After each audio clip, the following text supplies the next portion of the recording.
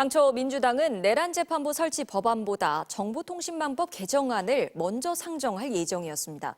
그런데 법사위의 수정을 거치면서 위헌 시비에 휘말리자 법안을 다시 고치기 위해 상정 순서를 바꾼 건데요. 어떤 부분이 문제가 됐던 건지 이기주 기자가 정리했습니다.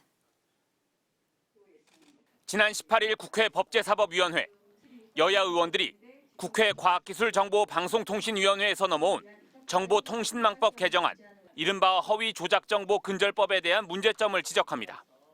공공의 이익이라든지 부당한 이익이라 이런 불명확한 개념을 사용해가지고 들어온다는 것 자체가 이 법의 불순한 의도를 이미 알 수 있는 거죠. 여러 법에 산재해 있는 사실적시 명예훼손 규정을 가지고 이걸 어떻게 넣을 건지 뺄 건지, 그다음에 만약에 넣는다면 어떤 식으로 규정해야 될지를 좀 종합적으로 고려해야 되는 것 아닌가. 여야 합의로 무난하게 수정된 줄 알았던 이 법안이 주말 사이 위헌 논란에 휩싸였습니다. 국회 과방위를 통과한 법안에는 허위 정보 유통을 처벌할 때 타인에게 손해를 가할 의도 또는 부당한 이익을 얻을 목적의 경우로 제한했는데 법사위가 이 요건을 삭제한 겁니다.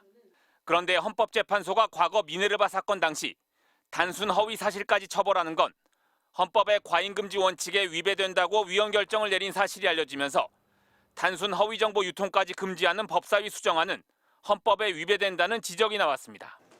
언론과 시민단체의 반발에 결국 민주당은 삭제했던 문구를 법조항에 다시 집어넣기로 했습니다. 국민의힘은 민주당이 위험한 법을 호떡 뒤집듯 한다며 필리버스터를 예고했습니다. 슈퍼 입틀막법을 본회의에 올렸던 것입니다. 사실상 국가가 정보의 허위 여부를 직접 판단하고 정보를 검열하겠다는 검열국가 선언입니다.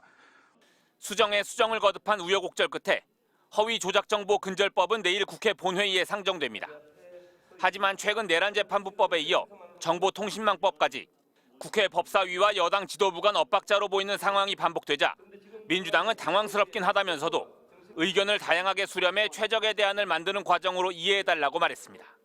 MBC 뉴스 이기주입니다.